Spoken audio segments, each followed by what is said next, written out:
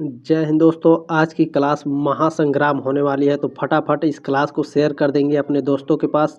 कम से कम एक लोग को तो ज़रूर शेयर करिए, ठीक है दोस्तों। क्लास की बात करें तो क्लास में हम लोग कवर करेंगे BA third year 5th semester में सोशल साइंस समाजशास्त्र का भैया पेपर 1 है, ठीक है। पेपर 1 है POL 301 दीनदयाल उपाध्याय गोरखपुर विश्वविद्यालय का पेपर कोड है भैया POL 301, ठीक है। देख लेंगे आपके ये पेपर का नाम क्या है, क्योंकि जो आपका एडमिट कार्ड मिला होगा उस पर लिखा होगा दोस्तों क्लासिकल सोशियोलॉजिकल थॉट, या तो हिंदी में लिखा होगा शास्त्रीय समाजशास्त्रीय विचार, ठीक है। देखिए इसमें 70 मोस्ट इंपॉर्टेंट MCQ क्वेश्चंस हैं, ठीक है। वेरी वेरी मोस्ट इंपॉर्टेंट है और इस क्लास को जरूर शेयर करेंगे दोस्तों, ठीक है। चलिए ये क्लास 9 है। इसके पहले जो 8 क्लास हुए हैं प्लेलिस्ट मिल जाएगा, प्लेलिस्ट में ज़रूर जाकर देख लीजिए दोस्तों। दूसरे विश्वविद्यालय का मैंने पेपर भी सॉल्व कराया है, तो उस पेपर को देखकर जरूर जाइएगा। उसमें 75 क्वेश्चंस है, ठीक है। उसमें से कुछ क्वेश्चंस जरूर आएंगे आपके एग्जाम में, तो उस प्रश्न पत्र को आपको देखना अनिवार्य है, ठीक है। चलिए स्टार्ट करते हैं आज की क्लास। इसमें पहला प्रश्न आपका पूछा है दोस्तों, इमाइल दुर्खिम का धर्म से संबंधित अध्ययन आधारित है ईसाईवाद के अध्ययन पर, काल्पनिकवाद के अध्ययन पर, प्रोटेस्टेंटवाद के अध्ययन पर, या फिर ऑस्ट्रेलिया के टोटमवाद के अध्ययन पर। तो दोस्तों याद रखेंगे जो इमाइल दुर्खिम है, ठीक है, इनका जो धर्म से संबंधित अध्ययन है वह इनका ऑस्ट्रेलिया के टोटमवाद के अध्ययन पर आधारित है, ठीक है। मोस्ट इंपॉर्टेंट यह प्रश्न है, याद रखेंगे, ठीक है दोस्तों। इसका PDF पाने के लिए टेलीग्राम ग्रुप जरूर ज्वाइन करिएगा, ठीक है। डिस्क्रिप्शन में मैंने लिंक दिया है, तो जा कर के टेलीग्राम ग्रुप ज्वाइन कर लीजिएगा। मैं वीडियो को और PDF को दोनों एक साथ ही टेलीग्राम ग्रुप में डाल देता हूँ, ठीक है। तो वहाँ जा कर के आप देख लीजिएगा। चलिए प्रश्न नंबर 2 आपका पूछा है दोस्तों, किसने व्यवस्था को उसके अंगों से अधिक महत्वपूर्ण बताया है। तो दोस्तों जो इमाइल दुर्खिम है, इन्होंने जो व्यवस्था है, ठीक है, व्यवस्था को अंगों से अधिक महत्वपूर्ण बताया है, ठीक है। याद रखेंगे, बहुत ही महत्वपूर्ण प्रश्न है। चलिए अगला प्रश्न आपका क्या है, ध्यान देंगे। 3 नंबर प्रश्न पूछा है दोस्तों, सामाजिक तथ्य की अवधारणा दी गई है अगस्त काम्टे द्वारा, इमाइल दुर्खिम द्वारा, कार्ल मार्क्स के द्वारा, या फिर पार्सन्स के द्वारा। तो दोस्तों जो सामाजिक तथ्य की अवधारणा है यह आपका इमाइल दुर्खिम के द्वारा दिया गया, ठीक है। सामाजिक तथ्य की अवधारणा किसके द्वारा दिया गया भैया, इमाइल दुर्खिम के द्वारा, याद रखेंगे, ठीक है। फटाफट इस क्लास को जरूर शेयर करेंगे, ठीक है दोस्तों। चलिए प्रश्न नंबर 4 आपका पूछा है दोस्तों, धर्म को कितने, यहाँ सॉरी टाइपिंग में गलती हो गई है, ठीक है, कितने नहीं किसने होगा, ठीक है। धर्म को किसने पवित्र एवं साधारण के आधार पर परिभाषित किया है। तो दुर्खिम ने धर्म को पवित्र एवं साधारण के आधार पर परिभाषित किया है। बहुत ही महत्वपूर्ण प्रश्न है, याद रखेंगे दोस्तों। 5वां नंबर प्रश्न आ गया आपका। 5वां नंबर पूछा है, दुर्खिम की दृष्टि में बाह्यता एवं बाध्यता विशेषताएं हैं। तो दोस्तों दुर्खिम की दृष्टि में बाह्यता एवं बाध्यता जो विशेषताएं हैं वो आपकी सामाजिक तथ्य की विशेषताएं हैं। ऑप्शन नंबर बी हो जाएगा। चलिए 6वां नंबर प्रश्न देखेंगे आपका दोस्तों, जल्दी जल्दी देखेंगे, ठीक है। दुर्खिम के अनुसार दमनात्मक कानून विशेषता है।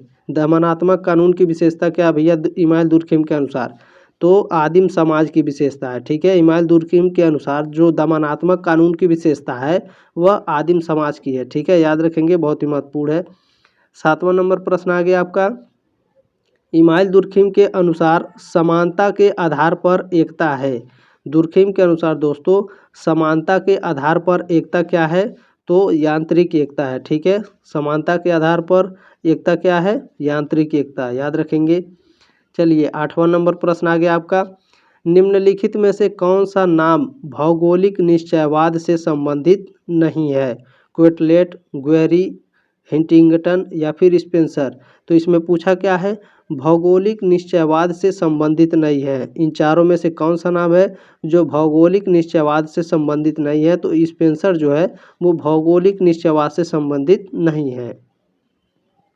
चलिए 9वां नंबर प्रश्न आ गया आपका, निम्नलिखित में से कौन सी व्याख्या मनोवैज्ञानिक निर्धारणवादी उपागम की शाखा नहीं है। क्या पूछा भैया आपका, इसमें पूछा है कि कौन सी व्याख्या है इन चारों में से जो मनोवैज्ञानिक निर्धारणवाद की उपागम की शाखा नहीं है। तो दोस्तों जो भौतिकवादी व्याख्या होता है, ठीक है, यह क्या है, मनोवैज्ञानिक निर्धारणवादी उपागम की शाखा नहीं है, याद रखेंगे। चलिए 10वां नंबर प्रश्न आपका पूछा है, यौगिक मूल प्रवृत्ति के द्वारा सामाजिक व्यवहार की व्याख्या किसने की है? फ्रायड ने, पावलोव ने, टार्डे ने या फिर बार्ड ने? तो दोस्तों यौनिक मूल प्रवृत्ति के द्वारा सामाजिक व्यवहार की जो व्याख्या है यह फ्रायड ने दिया है। ऑप्शन नंबर ए हो जाएगा। 11 नंबर प्रश्न है, निम्नलिखित में से किसने गणना निर्धारणवादी के रूप में नहीं होती है?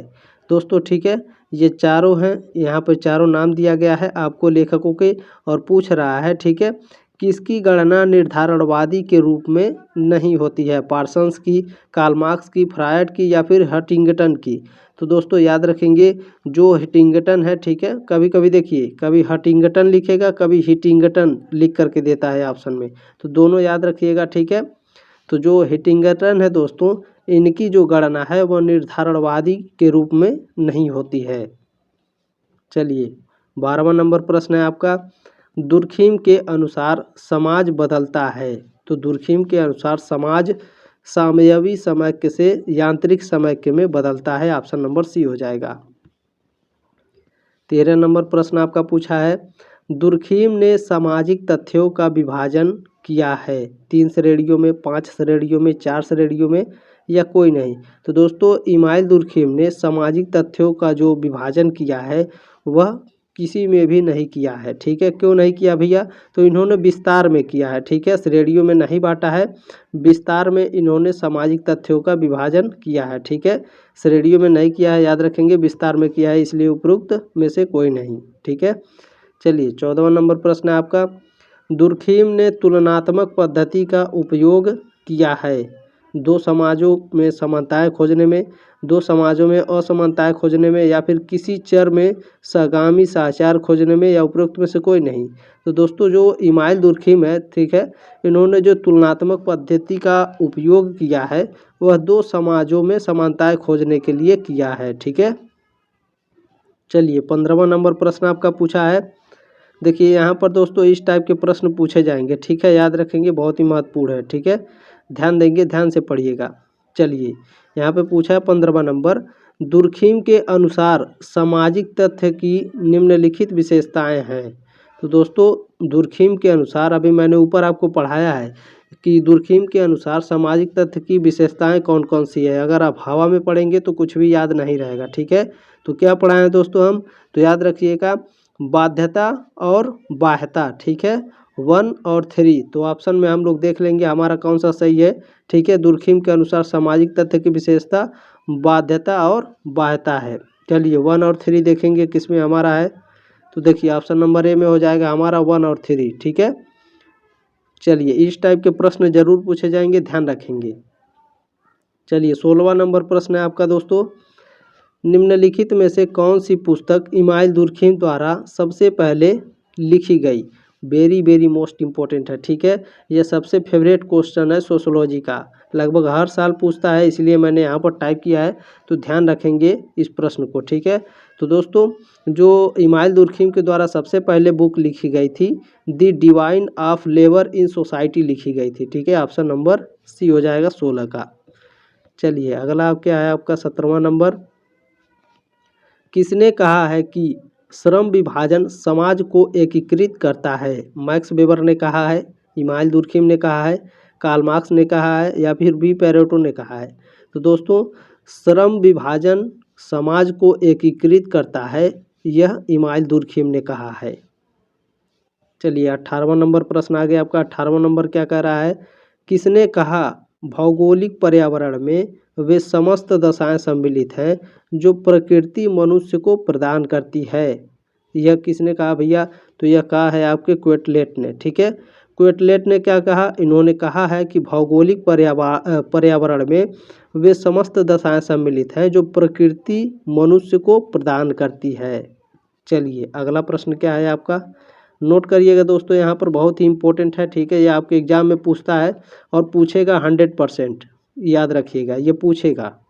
विल्फ्रेडो पेरेटो की जो रचना है मैंने यहाँ पर टाइप किया है, ध्यान रखिएगा, आपके एग्जाम में पूछता है दोस्तों, कोर्स द इकोनॉमिक पॉलिटिकल किसके द्वारा लिखा गया है? तो विल्फ्रेड पेरेटो के द्वारा लिखा गया है ठीक है। एक टाइप के क्वेश्चन ऐसे पूछेगा कि कोर्स द इकोनॉमिक पॉलिटिकल्स कब प्रकाशित हुई थी? तो यह 1896 में, ठीक है। याद रखेंगे, इसको स्क्रीनशॉट लेकर रख लीजिए या तो आप इसे नोट कर लेंगे, ठीक है। लेस सिस्टम सोशियलिस्ट किसके द्वारा लिखा गया है? विल्फ्रेड पेरेटो के द्वारा 1902 में यह प्रकाशित हुई थी, ठीक है, याद रखेंगे। तीसरा नंबर प्रश्न है आपका, मैनुअल दी इकोनॉमियो पॉलिटिका 1906 में, ठीक है। इसका फ्रेंच भाषा में रूपांतरण कब हुआ था भैया? मैनुअल दी इकोनॉमिक पॉलिटी 1909 में, फ्रेंच भाषा में भी इसका रूपांतरण हुआ था, याद रखेंगे, ठीक है। चलिए चौथा नंबर क्या है? ट्रेंटेटो दी सोशियोलॉजिया जनरल 1907 से 1912, ठीक है। यह दोस्तों विल्फ्रेड पेरेटो द्वारा लिखी गई है। कैटी ई टियोरी किसके द्वारा लिखी गई है? विल्फ्रेड पेरेटो के द्वारा। छठवां नंबर है आपका, ट्रांसफॉर्मेजिन दी ला डिमार्जिया 1921 में, किसके द्वारा? विल्फ्रेड पेरेटो के द्वारा, ठीक है। सभी जो इसमें बुक्स हैं सभी को याद रखिएगा, बहुत ही महत्वपूर्ण है, ठीक है। चलिए 19 नंबर प्रश्न आपका है, अवबोधात्मक समाजशास्त्र एक समाजशास्त्रीय भिन्न रूप है, किसका है भैया? जो अवबोधात्मक समाजशास्त्र है एक समाजशास्त्रीय भिन्न रूप है, किसका भिन्न रूप है भैया? तो प्रकार्यवाद का भिन्न रूप है। चलिए 20 नंबर प्रश्न आ गया आपका, अवबोधात्मक समाजशास्त्र का उद्देश्य है। तो अवबोधात्मक समाजशास्त्र का जो उद्देश्य है वह सामाजिक क्रिया को समझना होता है, ठीक है। अवबोधात्मक समाजशास्त्र का उद्देश्य क्या होता है भैया? सामाजिक क्रिया को समझना। चलिए बहुत ही महत्वपूर्ण सभी प्रश्न है, क्लास को जरूर शेयर करेंगे। 21वां नंबर प्रश्न है, हीगल एक आदर्शवादी थे जबकि मार्क्स एक, ठीक है। यह मोस्ट इंपॉर्टेंट प्रश्न है, यह भी हर साल पूछता है, तो याद रखेंगे हीगल एक आदर्शवादी थे जबकि कार्ल मार्क्स क्या थे भैया? कार्ल मार्क्स भौतिकवादी थे, ठीक है। 21 का ऑप्शन नंबर बी हो जाएगा।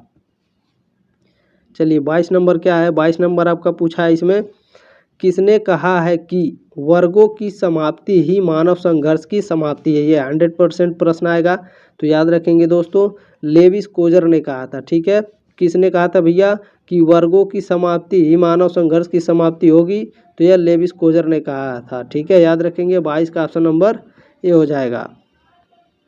चलिए 23 नंबर प्रश्न आ गया आपका, देखिए यहाँ भी नीचे दिए गए कूट का सही चयन करके हमें लगाना है, ठीक है, याद रखेंगे। हम देखेंगे इसमें कौन सा हमारा सही है, ठीक है। चलिए प्रश्न को हम लोग देखते हैं, प्रश्न क्या पूछा भैया आपका? प्रश्न पूछा इसमें, देखिए प्रश्न पूछा आपका 23 नंबर, कार्ल मार्क्स पूंजीवादी समाज में वर्ग संघर्ष को स्पष्ट करने के लिए निम्न अवधारणाओं का प्रयोग करते हैं। वर्ग चेतना का प्रयोग करते हैं, वर्ग समैक्य का, वर्ग विभेदीकरण का, या फिर वर्ग संघर्ष का। तो कार्ल मार्क्स के द्वारा दोस्तों पूंजीवाद समाज में वर्ग संघर्ष को स्पष्ट करने के लिए वर्ग चेतना और वर्ग समैक्य का प्रयोग करते हैं, ठीक है। 1 और 2 हम लोग देख लेंगे हमारा कौन सा सही है। तो इसमें हमारा ए नंबर ऑप्शन ए हमारा सही हो जाएगा, 1 और 2, ठीक है, याद रखेंगे। बहुत ही महत्वपूर्ण प्रश्न है, याद रखिए 100% इस तरह के प्रश्न पूछे जाएंगे, ठीक है। यही प्रश्न भी आ सकता है, तो ध्यान से पढ़िएगा सभी प्रश्नों को।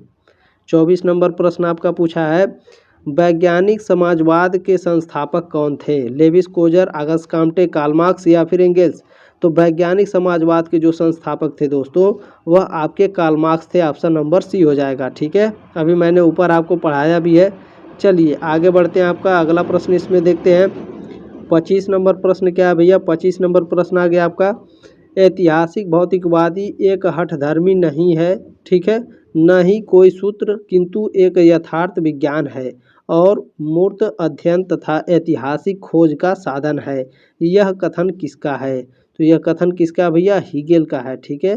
वेरी वेरी मोस्ट इम्पोर्टेंट है, यह डीडीयू में दोस्तों 2020 और 2021 2 साल पूछा था, हो सकता है 22 में नहीं पूछा था, 23 में पूछ सकता है, ठीक है। तो याद रखेंगे इस प्रश्न को। प्रश्न नंबर 26 आपका पूछा है दोस्तों, मार्क्स के अनुसार किसी व्यक्ति की वर्ग स्थिति से निर्धारित होती है आर्थिक स्थिति या राजनीतिक स्थिति, या फिर दोनों होती है, या तो इनमें से कोई नहीं। तो दोस्तों कार्ल मार्क्स के अनुसार किसी व्यक्ति की वर्ग स्थिति जो निर्धारित होती है वह आर्थिक स्थिति से निर्धारित होती है। चलिए 27 नंबर प्रश्न आ गया आपका, वाद प्रतिवाद संवाद की प्रक्रिया को कहा जाता है? तो द्वंद्वात्मक प्रक्रिया कहा जाता है।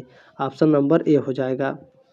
चलिए 28 नंबर प्रश्न है आपका, किसने स्वयं में वर्ग और स्वयं के लिए वर्ग की अवधारणा को विकसित किया है?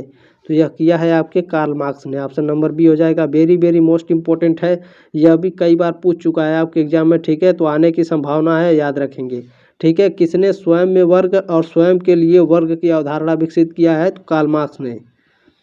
चलिए भैया आगे बढ़ते हैं। आपका अगला प्रश्न क्या है? 29 नंबर आ गया आपका, हीगल का द्वंद्वात्मक सिद्धांत जाना जाता है। तो हीगल का जो द्वंद्वात्मक सिद्धांत है वह द्वंद्वात्मक आदर्शवाद के नाम से जाना जाता है, ठीक है, याद रखेंगे। जल्दी जल्दी देखने का प्रयास करेंगे। 30 नंबर बहुत ही महत्वपूर्ण है, ठीक है, बहुत ही ध्यानपूर्वक देखिएगा। कार्ल मार्क्स व्याख्या के अनुसार सही तर्कसंगत क्रम की पहचान कीजिए। सही तर्कसंगत क्रम की पहचान करना हमें भैया।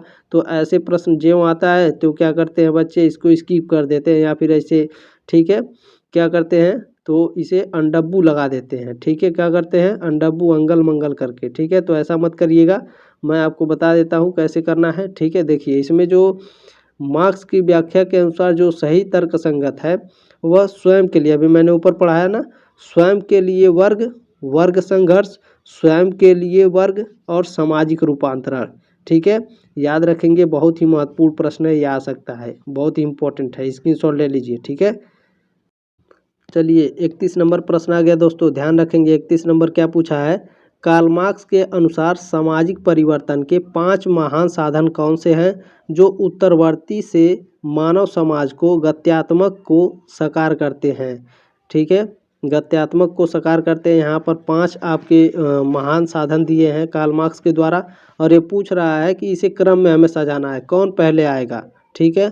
तो याद रखेंगे दोस्तों, इसमें सबसे पहले हमारा क्या है, प्राथमिक साम्यवाद आएगा, ठीक है, उसके बाद आएगा आपका दासत्व, ठीक है, कौन हो गया भैया, बी, उसके बाद ए, ठीक है, प्राथमिक साम्यवाद, दासत्व, उसके बाद आता है आपका सामंतवाद, ठीक है, डी हो गया भैया, उसके बाद आएगा पूंजीवाद, ठीक है, पूंजीवाद के बाद क्या आएगा भैया, पूंजीवाद क्या आएगा, समाजवाद, ठीक है। हम लोग देख लेंगे हमारा कौन सा सही होगा, B A D C E option में हम लोग देख लेंगे हमारा कौन सा सही होगा। देखिए यहाँ पर कौन सा दिया है आपका, ऑप्शन नंबर बी में दिया है, ठीक है, बी ए डी सी ई हमारा सही हो जाएगा, ठीक है। इस टाइप के प्रश्न पूछे जाएंगे, यही प्रश्न आपके एग्जाम में आ सकता है, तो ध्यान में रखेंगे, ठीक है। 32 नंबर प्रश्न है आपका, निम्नलिखित में से किसकी विशेषता वर्गविहीन समाज है? सामंतवादी समाज का, या फिर दासत्व युग का, साम्यवाद का, या कोई नहीं? तो याद रखेंगे दोस्तों, जो वर्गहीन समाज है, ठीक है, जो वर्गहीन समाज है भैया वह आपका साम्यवाद है, ठीक है, ऑप्शन नंबर सी हो जाएगा। वेरी वेरी मोस्ट इंपॉर्टेंट है, यह कई बार पूछ चुका है आपके एग्जाम में। प्रश्न नंबर 33 आपका पूछा है दोस्तों, कार्ल मार्क्स का सिद्धांत एक अतिवादी विकल्प प्रस्तुत करता है। कौन सा विकल्प प्रस्तुत करता है? तो संरचनावाद का विकल्प प्रस्तुत करता है। चलिए 34 नंबर प्रश्न आ गया आपका, परिवर्तन के स्वरूप हैं समरेखीय, चक्रीय, सोपानवत। तो उपरोक्त सभी हो जाएंगे, ठीक है। परिवर्तन के स्वरूप ये तीनों हैं, समरेखीय, चक्रीय और सोपानवत। 34 का ऑप्शन नंबर डी हो जाएगा। चलिए 35 नंबर प्रश्न आ गया आपका, किसने कहा है कि समाज के विकास का इतिहास वस्तुतः उत्पादन प्रणाली के विकास का इतिहास है? यह किसने कहा है? तो कार्ल मार्क्स ने कहा है, ठीक है। कार्ल मार्क्स ने क्या कहा भैया? तो कार्ल मार्क्स ने कहा है समाज के विकास का इतिहास वस्तुतः उत्पादन प्रणाली के विकास का इतिहास है। चलिए अगला आपका देखेंगे 36 नंबर प्रश्न क्या पूछा है, मैक्स वेबर का जन्म कब हुआ था? वेरी वेरी मोस्ट इंपॉर्टेंट है, यह पिछले साल पूछा था, ठीक है। तो मैक्स वेबर का जन्म कब हुआ था भैया? तो 21 अप्रैल 1864 में, ठीक है। चलिए अगला प्रश्न आपका देखेंगे 37 नंबर प्रश्न पूछा है, द हिंदू सोशल सिस्टम की रचना कब हुई थी? तो द हिंदू सोशल सिस्टम की रचना दोस्तों 1950 ईस्वी में हुई थी, ऑप्शन नंबर ए हो जाएगा, ठीक है। यहाँ पर कुछ मैंने नोट्स दिए हैं दोस्तों, बहुत ही ध्यानपूर्वक पढ़ेंगे, ठीक है, ये आपके एग्जाम में पूछे जाएंगे, ठीक है, बहुत ही महत्वपूर्ण, ध्यान दीजिए। द हिंदू सोशल सिस्टम किताब के लेखक कौन है भैया? मैक्स वेबर है। आपका पूछेगा कि द हिंदू सोशल सिस्टम किताब के लेखक कौन है? Max Weber. Hindu social organization किताब के लेखक कौन है? PH Prabhu. Indian social system किताब के लेखक कौन है? राम आहूजा। ठीक है। सोशल सिस्टम किताब के लेखक कौन है भैया? कार्ल पार्सन्स है हमारे। ठीक है, याद रखेंगे सोशल सिस्टम पार्सन्स, ये कई बार पूछा है सोशल सिस्टम। ठीक है, ये भी लगभग हर एग्जाम में ये पूछे जाते हैं, तो याद रखेंगे। द सोशल आर्डर किताब के लेखक रॉबर्ट बेरस्टीड हैं। ठीक है, द सोशल आर्डर किसने लिखा भैया? रॉबर्ट बेरस्टीड। दोस्तों याद रखेंगे जो बुक है, ठीक है, बुक पर मैंने एक पूरी क्लास कराई है। ठीक है, फर्स्ट पेपर में जितने भी बुक लिखे गए हैं मैंने आथर और बुक और प्रकाशन सब पढ़ाया है। ठीक है, तो प्लेलिस्ट में लिंक है, उस क्लास को खोज करके बाकायदा पढ़ लीजिएगा। ठीक है, उसमें से भी आपके कई प्रश्न आएंगे। चलिए 38 नंबर प्रश्न आपका पूछा है, मैक्स वेबर का मस्तिष्क विश्वकोशीय था, यह कथन किस समाजशास्त्री का था? तो यह जो कथन था आपके पार्सन्स का था। ठीक है, पार्सन्स ने क्या कहा था? तो पार्सन्स ने कहा था मैक्स वेबर का जो मस्तिष्क है वह विश्वकोशीय था। ठीक है, पार्सन्स ने कहा था। चलिए 39 नंबर प्रश्न आपका पूछा है, मैक्स वेबर ने सामाजिक क्रियाओं को बांटा है। ठीक है, यहाँ बटा नहीं होगा, बांटा होगा।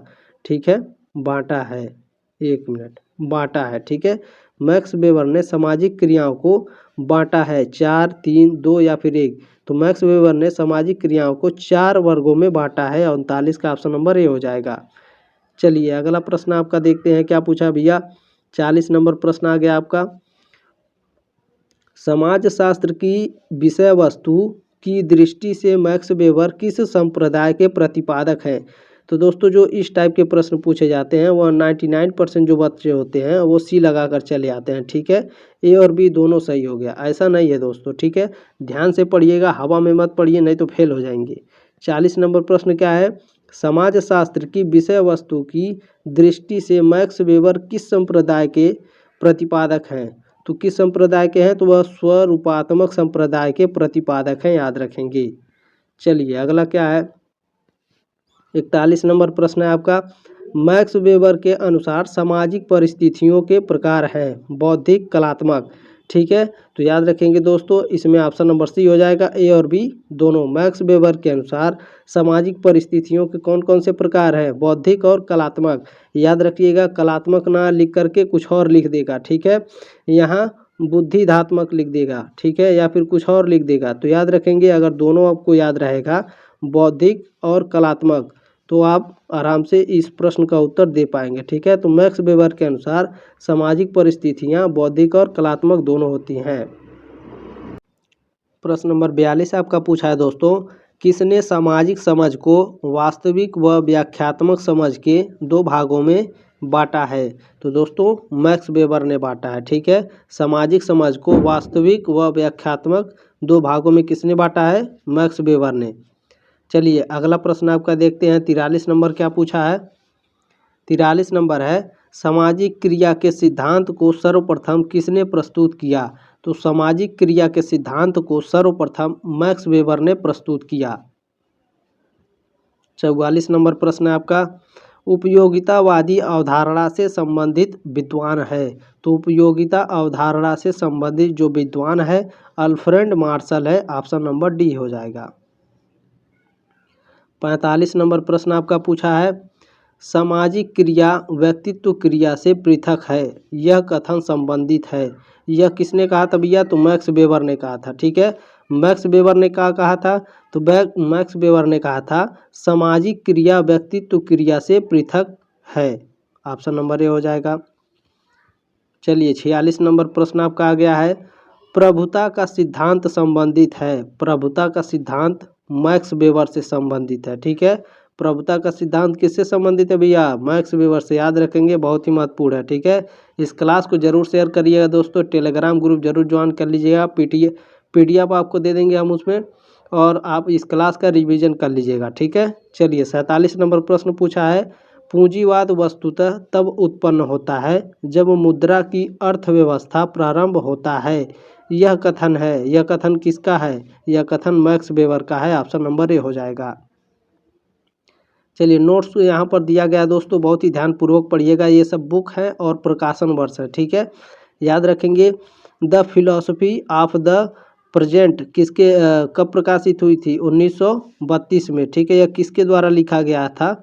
ये भी मैं आपको यहाँ बता दे रहा हूँ। देखिए 47 का ऑप्शन नंबर मैक्स वेबर है। ठीक है, यह सभी किताबों को याद कर लीजिए दोस्तों। ठीक है, यह सभी मैक्स वेबर के द्वारा किताबें लिखी गई हैं। The philosophy of the present, ठीक है, 1932 में। माइंड सेल्फ एंड सोसाइटी 1934 में मैक्स वेबर के द्वारा लिखी गई। Moments of the thought of the 19th century 1936 में लिखी गई। द फिलॉसफी ऑफ एक्ट 1938 में लिखी गई मैक्स वेबर के द्वारा। ठीक है, याद रखेंगे, बहुत ही महत्वपूर्ण प्रश्न है। 48 नंबर आ गया आपका प्रश्न। 48 नंबर पूछा है प्रतीकात्मक अंतःक्रियावाद शब्द के प्रवर्तक कौन थे? तो दोस्तों प्रतीकात्मक अंतः प्रक्रियावाद के जो समर्थक हैं वह हर्बर्ट ब्लूमर हैं। ऑप्शन नंबर बी हो जाएगा। चलिए 49 नंबर प्रश्न आ गया आपका। प्रतीकात्मक अंतःक्रियावाद में पूरे समुदाय के उन्मेष को क्या कहा गया है? वेरी वेरी मोस्ट इम्पोर्टेंट है। ठीक है, पिछले साल पूछा था, तो सामान्यीकृत अन्य कहा गया है। ठीक है, प्रतीकात्मक अंतःक्रिया में पूरे समुदाय के उन्मेष को सामान्यीकृत अन्य कहा गया है। ठीक है, चलिए 50 नंबर प्रश्न है आपका। विशिष्ट अन्य व समान अन्य के बीच भेद किसने किया है? तो विशिष्ट अन्य व समान अन्य के बीच जो भेद किया है दोस्तों वह मीड ने किया है। GH मीड, याद रखेंगे। 50 का ऑप्शन नंबर ए हो जाएगा। चलिए 51 नंबर प्रश्न आ गया आपका, वेरी वेरी मोस्ट इम्पोर्टेंट है। निम्नलिखित युग्मों में से कौन सा एक सही सुमेलित है? ठीक है, 4 दिया है इनमें से और पूछ रहा है कौन सा सही है। ठीक है, तो 51 का दोस्तों जो हमारा समाज व्यवस्था है या पर्सन्स के द्वारा दिया गया था, केवल यही सही है। तो सर ये भी बता दीजिए। चलिए ये भी बता देते हैं। प्रतिमान चर किसके द्वारा दिया गया था भैया? तो जो प्रतिमान चर है रॉबर्ट ग्लेसर के द्वारा दिया गया था। ठीक है, रॉबर्ट ग्लेसर। ठीक है, ग्लेसर, रॉबर्ट ग्लेसर के द्वारा प्रतिमान चर दिया गया है। आदिम साम्यवाद किसके द्वारा दिया गया भैया? तो आदिम साम्यवाद आपका कार्ल मार्क्स के द्वारा दिया गया। ठीक है भैया, किसके द्वारा? कार्ल मार्क्स के द्वारा, याद रखेंगे। चलिए औद्योगिक समाज किसके द्वारा दिया गया है? तो जो औद्योगिक समाज है वह एल्टन मेयो के द्वारा दिया गया है। ठीक है, एल्टन मेयो। ठीक है, उम्मीद है दोस्तों आपको अच्छे से समझ में आ गया होगा। ठीक है, इनमें से कौन सा सही सुमेलित है हमारा?